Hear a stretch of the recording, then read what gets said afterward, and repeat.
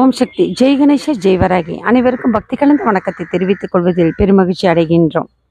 இன்றைக்கு நாம் இருக்கும் திருத்தலம் என்று சொன்னால் அருள்மிகு பாம்பூரநாதர் திருக்கோயில் என்று சொல்லப்படுகின்ற திருப்பாம்புரம். இந்த திருப்பாம்புரத்துக்கு ஒரு பெயர் உண்டு, சேஷபுரம் அப்படின்ற ஒரு பெயர் உண்டு.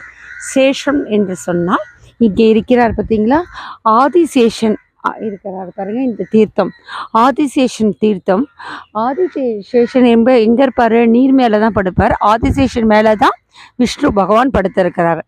ராமாவதாரத்தில் இந்த ஆதிசேஷன் தான் லக்ஷ்மணனாக இருப்பதாக ஒரு ஐதீகம் வரப்போகிறது. எல்லா விதமான பாம்புக்கும் தலைமகன் யார் என்று சொன்னால் இந்த ஆதிசேஷன்.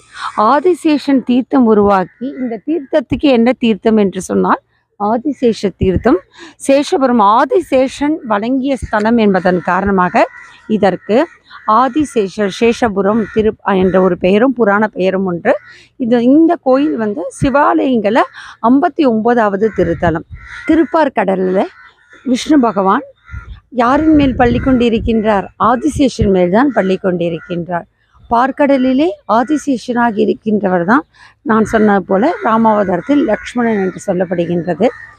இங்கே பார்த்தீங்க என்று சொன்னால் எவ்வளோ அழகாக ஆதிசேஷன் இங்கு இருக்கின்ற சிவபெருமானை நோக்கி கைகூப்பி வணங்குவதான்ற ஒரு அமைப்பு இருக்க பாருங்க. ஏன் என்று சொன்னால் இந்த தீர்த்தத்துக்கு பெயரே ஆதிசேஷ தீர்த்தம் என்று சொல்லப்படுகின்றது.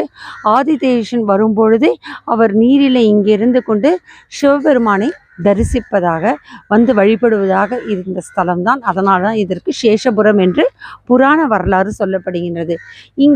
இந்த கோயிலுக்கு என்ன சிறப்பு? இப்போ திருவானைக்கால் என்று சொன்னால் யானை வழிபட்ட தலம், திருவெரும்பூர் என்று சொன்னால் எறும்பு வழிபட்ட தலம். அதுபோல இங்கே பாம்பூரநாதர் என்று மூலவருக்கு பெயர். ஏன் என்று சொன்னால் பாம்பு ஊர்ந்து சிவலிங்கத்தின் மேல் இருந்து வழிபட்ட தலம் என்பதால் இதற்கு பாம்பூரநாதர் என்று சொல்லப்படுகின்றன.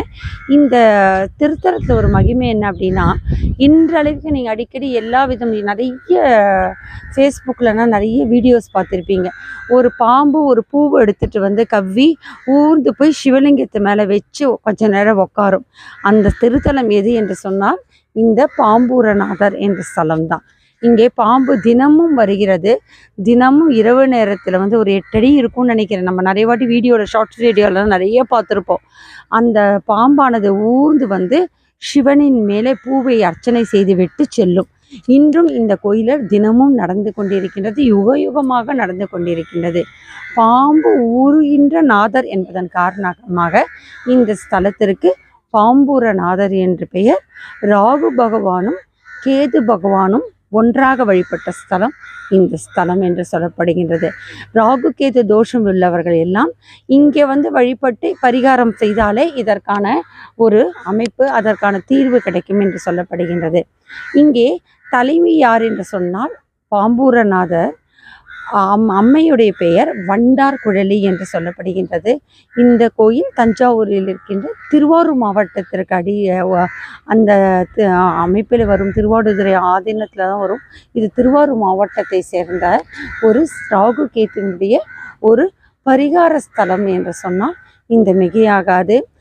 எல்லா இடத்துலையும் பார்த்தீங்கன்னா ஒவ்வொரு ஊருக்கும் ஒரு மகிமை என்ற போல இந்த ஊரே என்ன அப்படின்னா இந்த நாகத்திற்கு மகிமை. நாகம் ஊர்ந்து வந்து இந்த சிவனை வழிபடுற ஸ்தலம் உலகத்தில் ஒன்றுன்னா இந்த ஒரே ஒரு ஸ்தலம் தான். அதனால தான் திருப்பாம்புரம் பாம்பூரநாதர் ஈசனுக்கே பெயராக சொல்லப்படுகின்றன.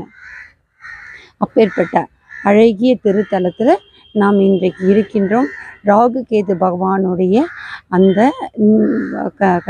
பிரச்சனைகள் தீர்ந்து அதன் மூலம் நம் வாழ்வில் வல்லமை பெறுவதற்காக அருள்மிகு பாம்பூரநாதர் திருக்கோயிலில் சென்று நாம் வழிபடும் போது அது ராகு கேத்துக்கு ஒரு சிறந்த பரிகார ஸ்தலமாகவும், ஈசன் ஆதிசேஷனை வழிபடுறதுனால சிவவிஷ்ணுவுடைய அம்சமாகவும் இந்த ஸ்தலம் இருப்பது குறிப்பிடத்தக்கது. இது போன்ற பல சிறந்த ஆன்மீக கருத்துக்கள் எல்லாம் ஸ்ரீ வராகி சோல் பியூரிட்டியில் வரும். ஸ்ரீ வராகி சோல் பியூரிட்டி பெரும்பாலும் வராகி அம்மாவுடைய விஷயங்கள் தான் வரும். அடுத்ததாக நம்ம இப்போ லலிதா பரமேஸ்வரி திருமயிச்சூர் போக போகிறோம்.